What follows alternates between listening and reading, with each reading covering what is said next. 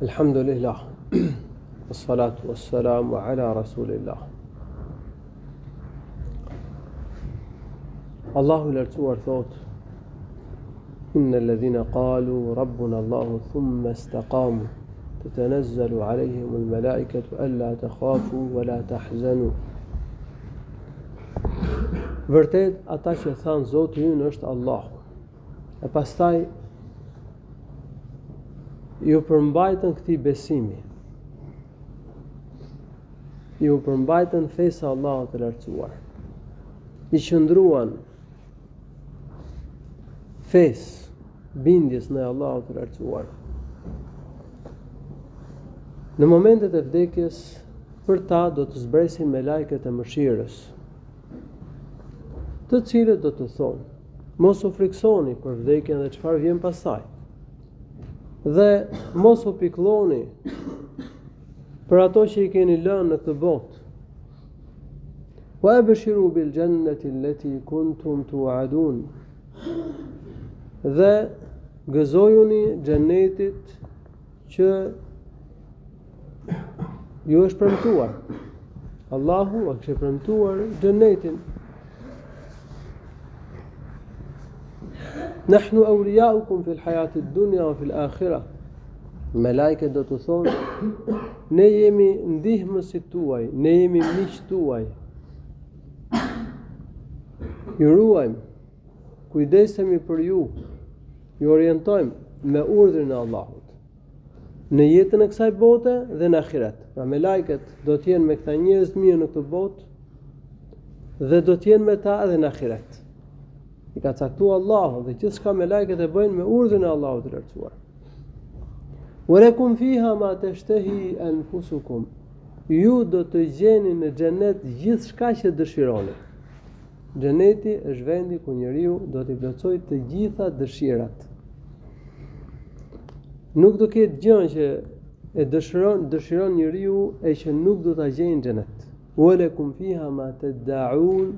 Dhe gjithçka që do të kërkoni në xhenet do e gjeni. Nuzulan min ghafurir rahim, si mikpritje, si begatim nga Allahu i cili është falës, o ka falur ju e gjunahet, mëshirues, ju ka përfshirë në mëshirën e tij. Allahu i lartësuar në këto ajete ka përmendur mirësitë e atyre që kanë istiqame. Çdo thot istiqame, do thot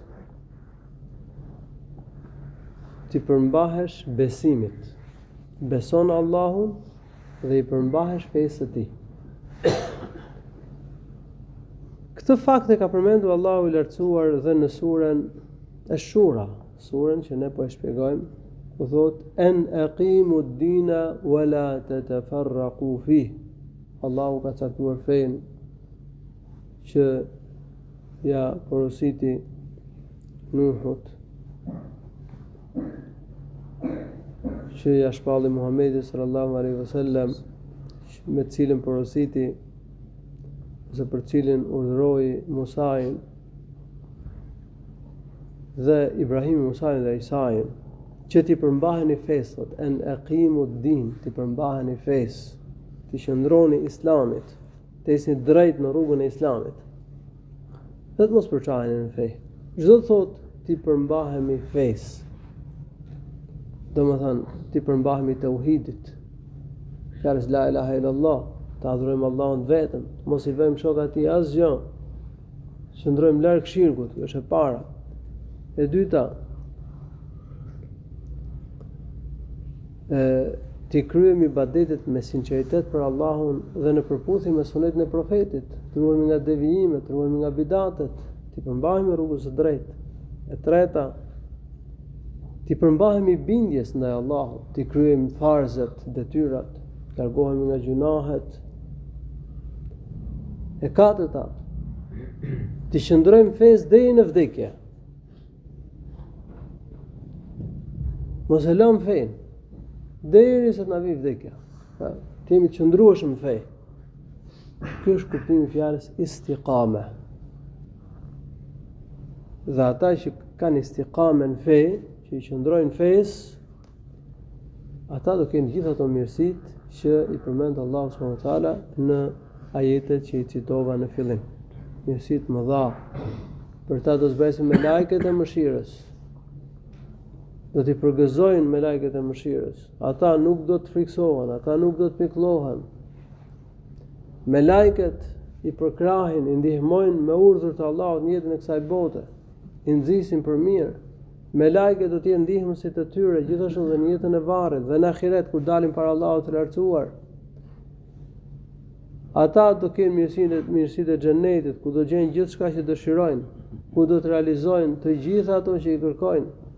Allahu subhanahu wa taala përgatit bujari, i begaton ata në xhenet, i nderon ata në xhenet. Allahu afal gjunahet, Allahu i përfshin në mëshirën e vet. Pra mirësitë e dunjos dhe ahiretit do t'i kenë ata që kanë istiqame, do të thonë që i qëndrojnë fes, i përmbahen fes. Allahu lartësuar na bëf prej tyre. Sufjan ibn Abdullah radhiyallahu anhu thot: "Qultu ya Rasulullah, qul li fil Islami qawlan la as'alu anhu ahadan ghayrak." Thash o i dërguar Allahut, më thuaj një fjalë që përfshin fen dhe për cilën s'kam nevojë të pyes njëri tjetër pas teje. I tha profeti sallallahu alaihi wasallam: "Qul amantu billahi thumma istaqim." Thuaj i besova Allahut dhe përmbaju. Do të përmbaju këtë besim, përmbaju fesë. Profeti sallallahu alaihi wasallam pra e këshilloi domethënë për këto dy fjalë, të cilat e përfshin gjithë fen. Besosh dhe ti përmbahesh Islamit. Allahu shpëlbeft të mira, alhamdulillahi rabbil alamin. Sallallahu wasallam ala nabiyyina Muhammad.